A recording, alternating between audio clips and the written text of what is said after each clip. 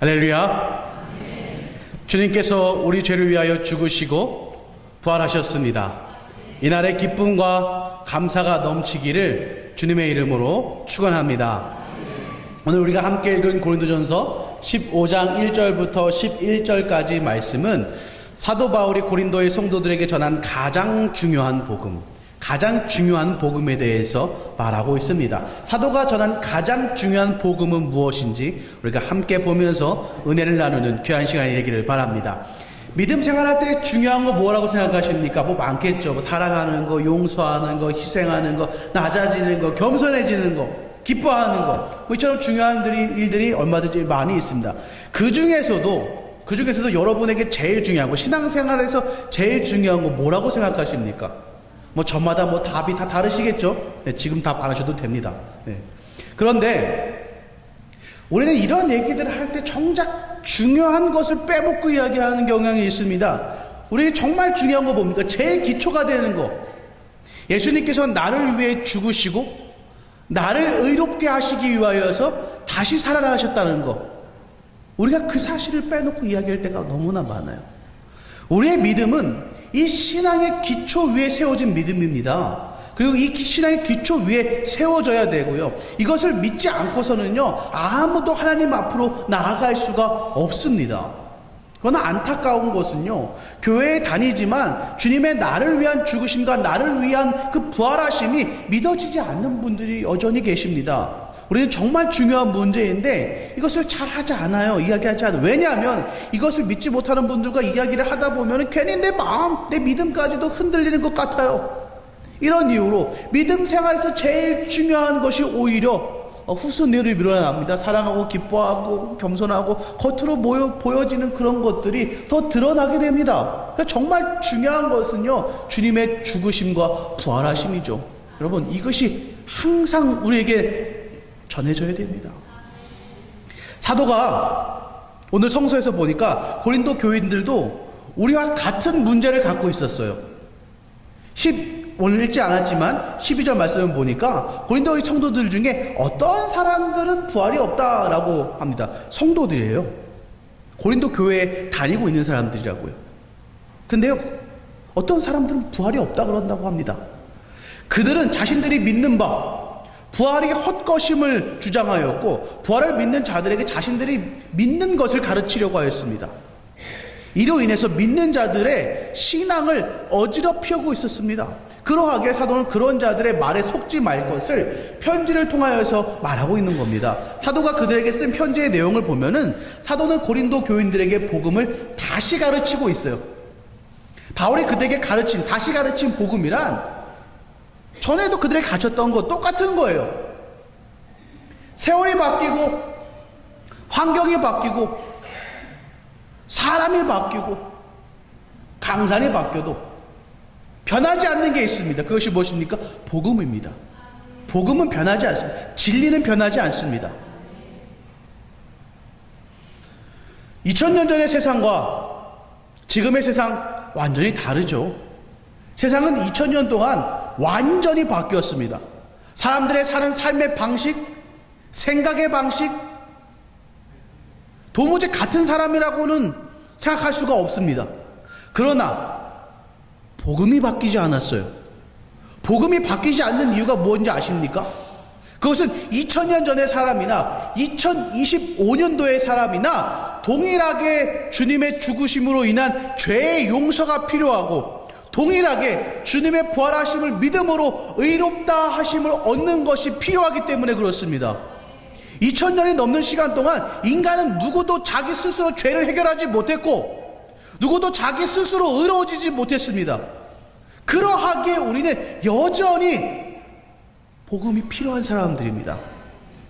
사도는 인생에서 가장 중요한 복음을 고린도 성도들에게 다시 말하고 있습니다. 이것을 굳게 지키라고, 헛되이 믿지 말라 당부하고 있습니다.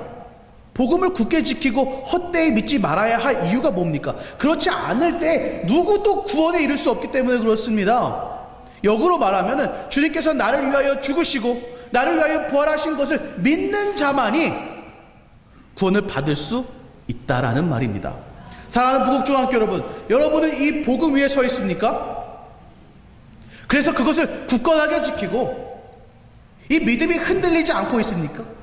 그렇다면 정말 잘하셨어요. 그러나 잊지 말아야 할 것은요, 우리가 지금 굳게 지키고 흔들리지 않고 있는 이 복음, 우리는 지금 구원을 이루어가고 있는 중이라는 겁니다. 다시 말해서 우리의 구원은 아직 완전하게 이루어지지 않았다라는 말이에요. 여전히 우리는 구원을 이루어 나가고 있는 중에 있습니다. 사도는 이전에 뭐라고 합니까? 굳게 지키고 헛되이 믿지 아니하였으면 그로 말미암아 구원을 받으리라. 구원을 받았다. 그것을 믿으면 구원을 받았다가 아니라 구원을 받을 것이다. 그러니 그것을 계속해서 굳건하게 지키고 헛되이 믿지 말라라고 말하는 겁니다. 구원은 복음을 믿고 그것을 굳게 지키는 자에게 이루어지고 있습니다. 그렇다고 복음을 믿었다고 해가지고 완전히 구원이 이루어진 게 아니에요. 구원은 한 번의 사건으로 완전하게 해결되는 게 아니에요. 내가 예수님 믿었습니다. 구원의 감격을 느꼈습니다. 그래서 끝난 게 아니에요. 그것은 우리의 과거의 죄의 문제가 해결된 겁니다. 지난날의 죄가 사여진 자들에게 중요한 것은 무엇입니까? 오늘 우리가 어떻게 살아갈 것인가, 그리고 내일 우리가 어떻게 살아갈 것인가가 더 중요합니다. 그렇기 때문에 우리는 복음 위에 굳게 서서 지키고 이 복음을 헛되이 믿지 않아야 합니다. 그렇게 복음 안에서 하루하루 살아갈 때에 우리는 하나님의 나라를 경험하게 될 것이고, 우리의 생의 마지막 순간에 하나님께 부르심을 받아서 확실한 구원에 이르게 될 것입니다. 그날이 우리에게 오기까지 우리는 이 복음을 굳게 지키고 헛되이 믿지 말아야 합니다. 사도가 고린도의 교인들에게 복음 중에 복음, 이 핵심을 전하였습니다. 그가 전한 중요한 복음이란 게 뭡니까? 첫 번째, 성경대로 그리스도께서 우리 죄를 위하여 죽으시고 장사 지내셨다는 겁니다. 죽으셨다는 거예요. 주님의 제자들은요, 주님이 죽고서 다 뿔뿔이 흩어졌습니다. 가룟 유다가 죽고 11 제자들은 예루살렘에 있었지만 그들은 다 숨어서 몰래 만났습니다. 그런 제자들이 부활한 주님을 만나고 나서는 완전히 달라졌습니다. 주님은 그들에게 성령이 임할 때까지 예루살렘에 머물라고 말씀하셨고, 그들은 날마다 찬송하고 기도하며 말씀을 나누고 떡을 떼고 교제했습니다. 그들은 부활하신 주님이 하나님의 아들이심을 이제는 온전히 믿게 되었습니다. 그러나 여전히 풀리지 않는 게 있어요. 왜 하나님의 아들이 십자가에 달리셔야 했는가? 왜 메시아가 치욕스러운 십자가에 달려 돌아가셔야만 했는가? 왜 고통스러운 죽음을 당하셔야 됐는가? 왜 주님은 그런 조롱과 모욕 속에 잠잠히 계셨는가? 그들은 도무지 이해가 되지 않았습니다. 그렇지만 그들은 주님께서 분명히 이유가 있으셨기에 그렇게 했다라는 것을 믿었습니다. 그렇게 그 증거를 하나님의 말씀인 성경 속에서 찾기 시작했습니다. 그리고 그들이 찾은 것이 이사야 53장의 내용입니다. 이사야 53장 4절부터 6절 말씀에 이사야는 이렇게 예언합니다. 그는 실로 우리의 질고를 지고 우리의 슬픔을 당하셨거든. 우리는 생각하기를 그는 징벌을 받아 하나님께 맞으며 고난을 당한다 하였노라. 그가 찔림은 우리의 허물 때문이요, 그가 상함은 우리의 죄악 때문이라. 그가 징계를 받음으로 우리를 평안을 누리고 그가 채찍에 맞음으로 우리가 나음을 받았도다. 우리는 다 양 같아서 그릇 행하여 각기 제 길로 갔거늘 여호와께서는 우리 모두의 죄악을 그에게 담당시키셨도다. 제자들은요, 이 고난당하는 종이 주님이시라는 것을 깨닫게 되었습니다. 십자가는 힘있는 권력가들의 모함이 아닌 주님께서 결단하시고 스스로 선택하신 일이라는 것을 알게 되었습니다. 그것을 깨닫게 되자 제자들은 십자가가 더 이상 저주의 물건이 아닌 것임을 알게 되었습니다. 그래서 성령 받은 제자들과 초대교회의 교인들은 밖으로 나가서 자신들이 깨달은 바 우리 주님께서 십자가에 달려 돌아가셨다고 증거하기 시작했습니다. 우리 주님의 죽으심은 누군가의 힘에 의해 당하신 것이 아니라 성경에 기록된 대로 하나님의 뜻을 이루기 위함이셨고, 우리를 사랑하시사 죄의 문제를 해결해 주시기 위함이셨습니다. 그렇게 주님께서는 우리를 위해서 죽으셨습니다. 우리를 위해서 죽으셨어요. 두 번째, 주님은 사흘 만에 다시 살아나셨습니다. 이것은 증인들이 차고 넘치는 것으로 확정할 수 있습니다. 5절에서 8절 말씀 보니까 사도는 그 증인들에 대해서 자세히 이야기하고 있어요. 먼저 부활하신 주님께서 게바를 만나셨어요. 게바 베드로 다시 사신 예수님과 음식을 함께 먹었습니다. 이 말은 영혼이 게바에게 나타났다는 것이 아니라 살아계신 몸으로 다시 그에게 보이셨다는 것입니다. 다음으로 주님은 12제자를 만나십니다. 12제자라고 하는 것은 비록 가룟 유다가 죽었지만 12제자라고 말을 합니다. 왜냐하면 이미 12이라는 그 숫자는 주님의 제자들을 가르치는 숫자이기 때문에 굳이 11제자로 바꿔서 말하지 않습니다. 후에 제자들을 또 뽑죠. 주님은 베드로 한 사람에게만 보인 것이 아니라 이 12제자들을 만나서 베드로의 말이 참임을 증명하셨습니다. 또 주님은 500여 형제에게도 일시에 보이셨습니다. 500여 형제라 면 정말 딱 그 수만 500명 모인 게 아니라 500명이 훨씬 넘는 숫자들이 모여서 일시에 주님을 만났음을 설명해 주고 있는 겁니다. 왜냐하면 주님의 부활을 이 12제자에게만 말하였다라면 다른 이들이 믿지 못했을 겁니다.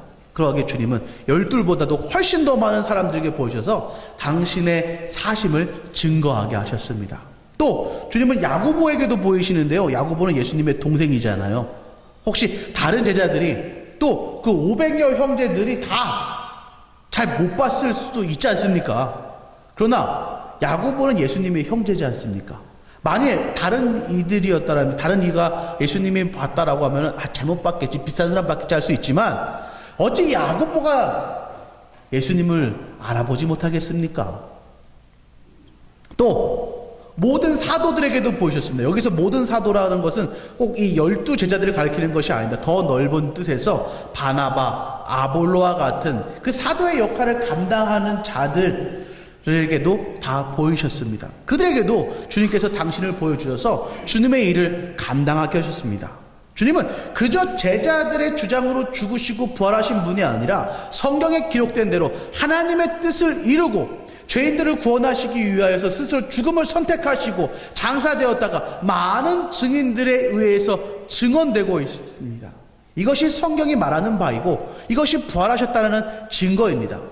주님은 마지막으로 오늘 이 고린도서의 편지를 보내고 있는 이 바울에게도 보이셨습니다. 이 사건에 대해서 8절에 뭐라고 고백하냐? 맨 나중에 만삭되지 못하여 난자 같은 내게도 보이셨도다. 오늘날에 만삭되지 못해서 나온 아이들 중에 대부분은 아이가 약해가지고 킬로그램이 아직 되지 않아서 인큐베이터에 들어갔다가 거기서 잘 먹고 잘 보살핌 받고 있다가 어느 정도의 수준에 올라오면은 일반 아이들처럼 잘 돌보고 받습니다. 뭐 요즘에야 뭐 7싹동이 8싹동이 이런 말이 사라졌죠. 근데 예전에는요 그런 아이들이 죽을 확률이 많았습니다. 그렇기 때문에 사도가 자신에 대해서 만삭되지 못하여 난 자라고 한 말은요 제대로 인간되지 못할 그런 자가 그런 자에게도 제대로 인간도 되지 못한 자에게도 주님께서 나에게 보이셨다라는 겁니다. 뿐만 아니라 자신을 사도 중에서 가장 작은 자라고 말합니다. 왜 이렇게 굳이 자기를 낮출까요? 맨 마지막에 주님께서 자신에게 보이셨기에 뭐 작은 자라고 말할 수도 있습니다. 그러나 그것보다 더 큰 이유는요 자기 자신이 주님의 몸된 교회를 박해했던 자였잖아요. 그렇기 때문에 사도들 중에서 가장 작은 자라고 그럽니다. 바울은 하나님의 은혜로 용서하심을 입고 이방인을 위한 사도가 되었습니다. 그러나 그가 하나님의 은혜를 생각하면 생각할수록 하나님의 은혜가 넘치면 넘칠수록 가슴에 사무치도록 후회가 되는 게 있는데 바로 그것이 나는 여전히 주님의 몸된 교회를 박해했던 자라는 사실입니다. 그렇기 때문에 사도는 자신의 편지 곳곳에서 가장 큰 죄인이고 죄인 중에 괴수임을 고백하는 것을 볼 수가 있는데 이 말을 볼 때 항상 자신을 괴수라고 표현할 때 나는 그때 괴수였다, 죄인 중에 괴물이었다 라고 말하지 않습니다. 현재도 죄인이고 현재도 괴수임을 말하고 있습니다. 그래서 사도는요, 사도라 칭함을 받기도 감당하지 못하겠다고 진실된 마음으로 고백합니다. 그럼에도 바울이 사도의 역할을 감당하고 있는 것은 하나님께서 그에게 직분을 주셨고 은혜를 주셔서 하나님의 일을 감당하시게 하기 때문입니다. 그렇기 때문에 사도는 다른 사도들보다 더 많은 수고와 노력을 합니다. 고난은 당하기를 주저하지 않습니다. 그런 그의 고백은 10절과 같이 이것입니다. 내가 나된 것은 하나님의 은혜로 된 것이니 내게 주신 그의 은혜가 헛되지 아니하겠다. 헛되지 아니하게 하겠다 라고 고백하는 겁니다. 하나님께서 자신에게 주신 은혜, 그 사명이 헛되지 않기 위해서 다른 이들보다 더 수고하고 다른 이들보다 더 고난당하기를 주저하지 않겠다라는 겁니다. 여기서 수고했다, 내가 이렇게 수고했다라고 하는 말은요, 아 그래 나 오늘 뭐 좀 일 좀 했으니까 나 좀 수고했어, 이런 말이 아니라 자기 자신을 완전하게 비워냈다라는 말입니다. 다시 말해서 자기의 생의 모든 것을 이고 모든 힘을 다 쓰고 있다라는 겁니다. 그러면 이것이 인간의 노력이 될 수도 있잖아요. 그런데 사도는요, 그것 또한 철저히 부인하기 위해서 내가 그렇게 온 것을 다 쏟아내었지만 나와 함께 하신 하나님의 은혜로 내가 그 일을 감당할 수 있었다라고 고백합니다. 사도는 왜 고린도의 교인들에게 자신은 만삭되지 못한 자고 사도들 중에서도 가장 작은 자고 사도라 칭함을 받을 수도 없는 자라고 이렇게 스스로 자기 자신을 깎아서 말하는 걸까요? 그것은 하나님의 은혜 때문입니다. 하나님의 은혜가 진정 바울을 바울답게 만들었기 때문에 그렇습니다. 십자가의 복음을 믿기 이전에 바울은요, 자신의 의로, 자신의 지키는 그 율법으로 구원을 받으려고 했습니다. 그래서 스스로 의로운 자가 되어서 더 많은 죄인들을 만들어냈죠. 내가 이렇게 난 이렇게 의로운 일을 행하고 있어. 너희들은 뭐하냐? 이것은 죄다, 저것은 죄다. 그러나 십자가 앞에서 자신의 모습을 발견했습니다. 자신의 행한 일들이 얼마나 악한 죄들인지 알게 되었습니다. 주님을 만난 이후에 바울은 완전히 바뀌게 되었습니다. 사도가 고린도의 교인들에게 자신의 복음의 역사를 말한 것은 십자가 앞에서만 참 내가 될 수 있기 때문입니다. 내가 주님을 십자가에 못 박고 내가 십자가에 못 박은 예수께 용서받으며 부활하신 주님을 만나지 않고서는 참 나다운 나를 발견할 수 없기 때문에 그렇습니다. 주님을 참으로 만난 사람은 바울과 같이 낮아지고 겸손해집니다. 목소리를 높이며 내 의를 주장하는 그 이유가 뭡니까? 아직 자신이 십자가에 못 박히지 않았기 때문입니다.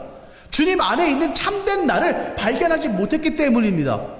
사랑하는 무국중학교 여러분, 고린도 성도들 중에 주님의 부활을 믿지 못하는 자들이 있었습니다. 그리고 그들이 자신들의 신앙이 진짜라며 우기면서 문제를 만들어냈습니다. 믿지 못하는 자들이 믿는 자들을 자기 발 아래에 두려 했습니다. 왜 이런 일이 벌어집니까? 주님의 부활을 믿지 못하는 자들에게 자신은 더 나은 자임을 보여주기 위해서입니다. 그러나 그들이 그러면 그럴수록 그들의 모습은 더욱 믿음이 필요한 자들로 보여질 뿐입니다. 오늘 사도를 보시기 바랍니다. 그는 자신을 만삭되지 못한 자, 부족한 자, 부활하신 예수님이 자신에게 맨 나중에 보이셨기에 나정된 자라고 말하고 교회를 박해해야 했기 때문에 사도라 칭함을 감당할 수 없는 자라고 고백합니다. 자신을 높이지 않고 도리어 낮춥니다. 이것이 부활신앙에 있는 자의 고백입니다. 왜냐하면 그는 십자가에서 자신을 죽이고 예수 그리스도와 다시 살아났기 때문에 주님의 자리, 겸손의 자리, 순종의 자리로 기꺼이 내려갈 수 있었던 겁니다. 사랑하는 부국중학교 여러분, 우리 주님께서 부활하셨습니다.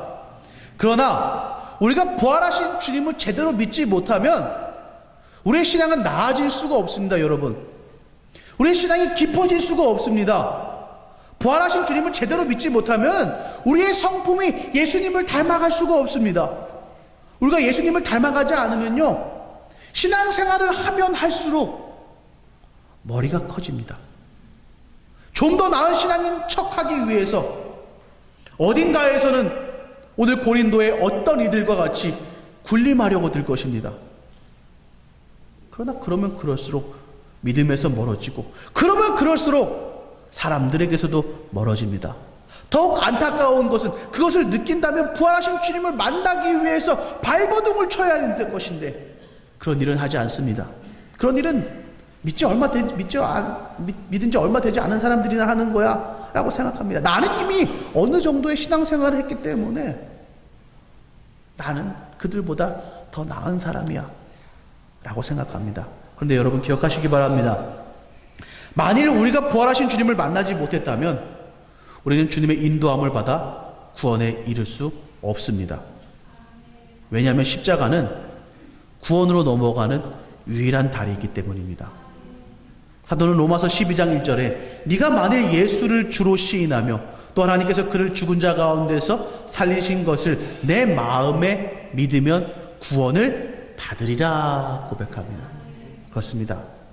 우리가 죽은 자 가운데서 다시 살아나신 예수님을 믿지 못하면요, 하나님께서 우리에게 베푸시는 그 구원을요, 우리는 얻을 수가 없습니다. 사랑하는 부국종교 여러분, 여러분에게 가장 중요한 신앙의 일은 무엇입니까? 내 직분이요? 내가 하고 있는 봉사와 섬김이요? 희생이요? 사랑이요? 다 좋습니다. 그러나 주님께서 나를 위해서 돌아가셨다는 것과 나를 위해서 다시 사셨다는 이 복음의 핵심이 튼튼해지기를 바랍니다. 이 믿음을 굳게 지키고 다른 것들을 헛되이 따르지 마시기 바랍니다. 그래야만 우리가 구원에 이를 수고 있습니다.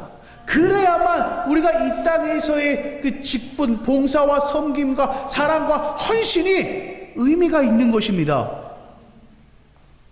이 믿음의 기초 위에 우리의 삶과 우리의 교회가 굳게 세워져 나아가 구원을 향해 온전히 나아가는 우리 모두가 될 수 있게 되기를 축원합니다.